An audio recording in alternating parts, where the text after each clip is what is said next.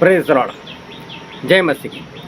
मैं स्टैनली मैकवान, मेरे YouTube channel Hindi Gujarati Bible study में आपका स्वागत है। मेरे चैनल को अभी इसी वक्त सब्सक्राइब कर लीजिए। महंगाई बहुत बढ़ गई है और घर का गुजारा करना लोगों के लिए मुश्किल बनता जा रहा है और आज लोगों को फिक्र भी लगी हुई है किस तरह से घर चलाया जाए, कैसे घर चलाया जाए। फिर बच्चों की फ़िक्र, बच्चों को क्या किया जाए, बच्चों को क्या पढ़ाए, कैसे पढ़ाए, उसकी फ़ीस वगैरह सभी को चिंता रहती है। अगर कोई बात करे, मैंने मेरी बेटी की शादी तय की है। अच्छा, क्या बात कर दो, क्या करता है लड़का? गवर्नमेंट जॉब है। अरे खुद का घर तो है ना। मतलब फ़िक्र रहती है कि खुद का घर चाहिए, गवर्नमेंट जॉब चाहिए, तो प्राइवेट जॉब वाले क्या सब कमारे रह जाएंगे? तो लोगों को फिक्र है। लेकिन प्रभु यीशु ने ऐसा कहा मत्ती 6:25, 26 और 27 वचन में कि क्या खाना है, क्या पीना है, उसकी चिंता मत करो। अपने प्राणों के लिए चिंता मत करो, अपने शरीर के लिए चिंता मत करो कि हम क्या पहनेंगे, हम कहाँ रहेंगे। प्रभु उसने मना किया, इस सारी बातों की चिंता मत करो। लेकिन मुझे आप बताओ, किसको चिंता नहीं है? और आप खुद जो सुन रहे हो, क्या आपको चिंता नहीं है? क्या बिना चिंता जीवन जीते हो? कोई भी इंसान आज ज़्यादातर ऐसा नहीं है जिसको चिंता ना हो। अगर किसी के पास पैसा ज़्यादा है, उसको बीमारी की भी चिंता लगी, बीमारी आ गई, अब क्या होगा। कारोबार करता है, उसको कारोबार की चिंता, कारोबार चलेगा या नहीं चलेगा। अगर कोई जॉब कर रहा है, उसकी तनख्वाह नहीं बढ़ी, फिर भी फिक्र, मेरी तनख्वाह नहीं बढ़ रही है। आज लोगों को इस सारी बातों की फ़िक्र लगी और मालूम है लोग कितना काम करते हैं। मैंने ऐसे लोगों को देखा है जो 50-50, 100-100 किलोमीटर तक अप डाउन करते। 100 किलोमीटर सफ़र कर कर जाना, अपने ऑफिस में जाना, वहाँ पर काम करना और फिर 100 किलोमीटर वापस आना। अभी 100 किलोमीटर मतलब समझ लो ज़्यादा नहीं तो अभी 2.5 घंटे लग जाते। अभी समझो 2.5 घंटे जाने के, 2.5 घंटे आने के, 5 घंटे तो यही हो गए। लेकिन क्या करें, लोगों को फिक्र है, खाएंगे क्या, लोग अप डाउन करते। मैं ऐसे लोगों को देखा है जो 250-300 किलोमीटर की दूरी पर अपने परिवार को छोड़कर रहते और हफ्ते में एक बार शनिवार को जब उनकी जॉब ख़त्म हो जाती है तो शनिवार रात को आते, संडे परिवार के साथ बिताते हैं और फिर संडे रात को फिर वापस चले जाते और सोमवार सुबह से फिर वही जॉब। मैंने ऐसे लोगों को भी देखा है कि जो दूसरे स्टेट में नौकरी करते और कभी कभी महीने 2 महीने में एक बार आते। अरे मैंने ऐसे लोगों को भी देखा है जो परदेश चले गए, वहाँ जाकर कमाई कर रहे हैं और अपने परिवार से 5-5, 10-10 साल दूर रहते। क्यों? वही फिक्र, पैसों की फ़िक्र, खाने की फ़िक्र, घर की फ़िक्र, पहनने की फ़िक्र, यही सब फ़िक्र की वजह से इंसान ये सब करता है। बहुत फ़िक्र है लोगों को। बच्चे हो गए तो बच्चों की पढ़ाई की फ़िक्र, अच्छे नंबर पर पास हो गया नहीं होंगे। बच्चे अच्छे से पास हो गए, जॉब की फ़िक्र, उनकी शादी की फ़िक्र। दुनिया में मालूम नहीं लोगों को कितनी कितनी फ़िक्र लगी हुई। लेकिन फिलिपिया 4:6 में लिखा है किसी बात की चिंता मत करो, लेकिन आभार के साथ, परमेश्वर को धन्यवाद के साथ अपनी जो भी विनती है वो सुनाओ। मतलब आपकी विनती परमेश्वर कबूल करेंगे, लेकिन चिंता मत करो। परमेश्वर तो बोलते चिंता मत करो, लेकिन लोगों को चिंता होती है। एक बार प्रभु यीशु को प्रचार कर रहे थे और यहूदी लोगों के साथ उनका विवाद भी हो रहा था और प्रभु यीशु ने ऐसा कहा कि तुम्हारे बाप दादों ने जो जंगल में मन ना खाया, स्वर्गदूतों की रोटी खाई, वो खाकर तो वो लोग मर गए। लेकिन जो सही से आसमान से रोटी आई है वो मैं हूँ, मैं जीवन की रोटी हूँ। ऐसा यूहन्ना 6:35 में प्रभु यीशु ने कहा कि जो आसमान से रोटी आई है, जो जीवन की रोटी है, वो मैं हूँ। फिर यूहन्ना 8:51 में लिखा है कि जो मेरे पास आएगा वो कभी भूखा नहीं रहेगा और वो मरेगा नहीं। मतलब मेरे पास मतलब रोटी के पास, प्रभु यीशु जीवन की रोटी, मतलब प्रभु यीशु परमेश्वर का शब्द, परमेश्वर का वचन, मतलब मेरे पास वचन के पास जो आएगा, ये जीवन की रोटी जो खाएगा उसको कभी भूख नहीं लगेगी और वो कभी मरेगा भी नहीं। अगर खाएगा तो वचन मानेगा, वो कभी मरेगा नहीं। और प्रभु यीशु इस झाड़ के पास जा जाकर बोलते, मैं जीवन की रोटी हूँ, मैं जीवन की रोटी हूँ, मुझसे खाओ, मुझसे खाना है।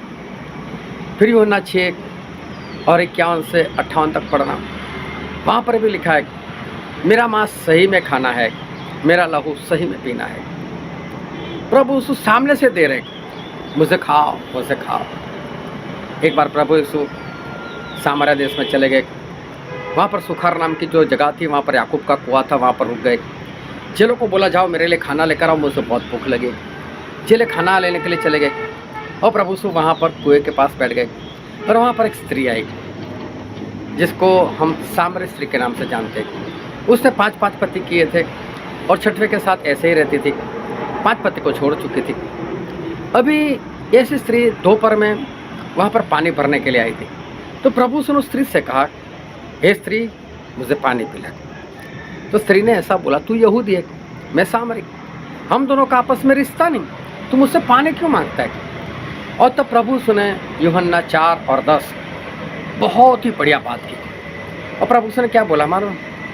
प्रभु यीशु ने कहा, अगर तू परमेश्वर को जानती, अगर तू परमेश्वर के वरदानों को जानती और तू उससे जानती जो तुझे ये कह रहा है कि मुझे पानी पिला, मतलब कि तू मुझे जानती, तो तू मेरे पास पानी मांगती और मैं तुझे जीवन जल देता, जीवित पानी, जीवन जल मैं तुझे देता।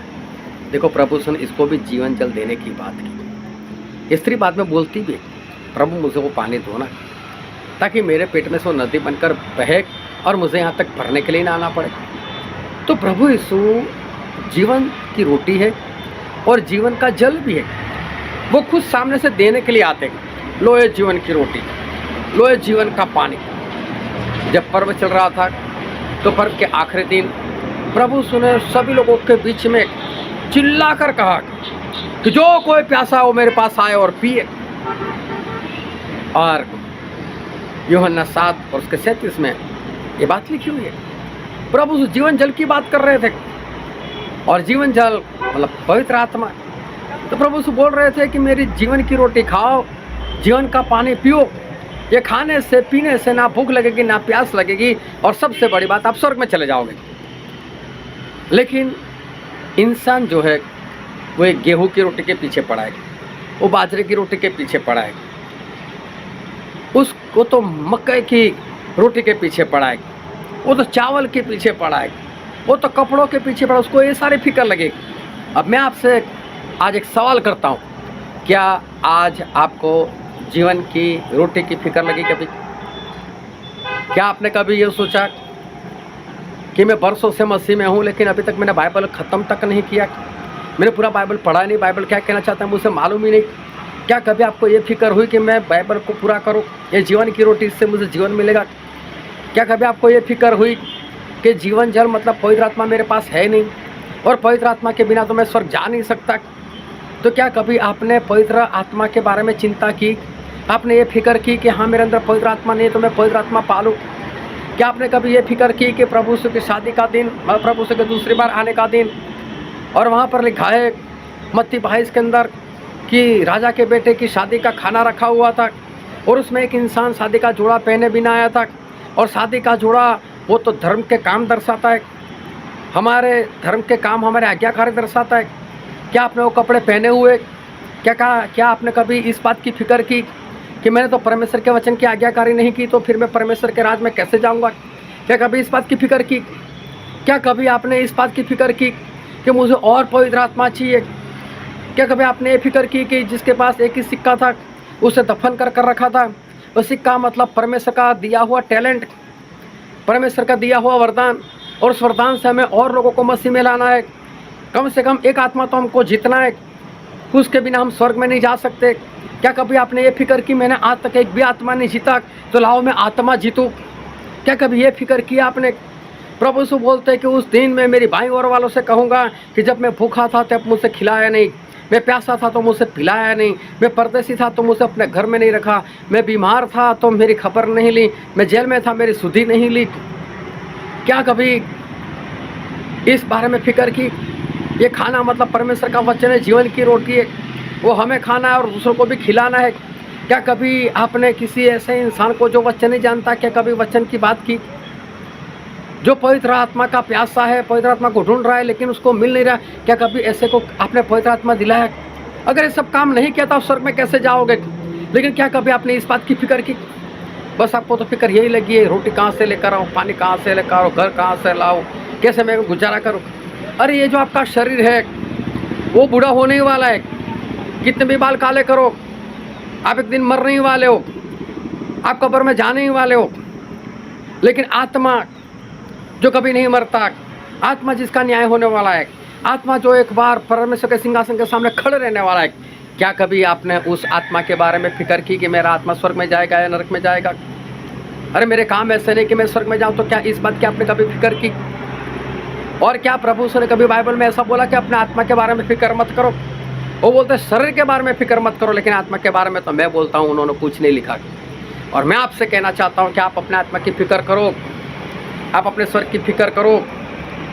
आज जिस रोटी के पीछे भागते हो रोटी आपसे दूर भागती है, लेकिन प्रभु सो जीवन की रोटी, जीवन का जल लेकर आपके पीछे पीछे भाग रहे, और आप उनकी उपेक्षा करते हुए आप दूसरी जगह पर भाग रहे हो। और जब मरकर परमेश्वर के सिंहासन के सामने जाओगे तो क्या प्रभु ये सब याद नहीं करेंगे? क्या प्रभु इसका बदला नहीं लेंगे? क्या उठाकर नरक में नहीं डाल देंगे? तो जीवन की रोटी, जीवन का पानी जो परमेश्वर सामने से देने के लिए आते हैं, उसके बारे में कभी फिक्र नहीं होती? उसकी फिक्र करो मेरे भाई, उसकी फिक्र करो। वक्त कम है, और अगर जीवन की रोटी नहीं खाई, जीवन का पानी नहीं पिया तो पी लो, खा लो और स्वर्ग राज्य के लिए अपने आप को तैयार करो, वरना नरक सहन नहीं कर पाओगे और वहाँ से कभी बाहर भी नहीं निकल पाओगे। और इसलिए ये संसार की रोटी की फिक्र छोड़ो, आत्मा की रोटी की फिक्र करो। परमेश्वर आपको आशीष दे। आमीन।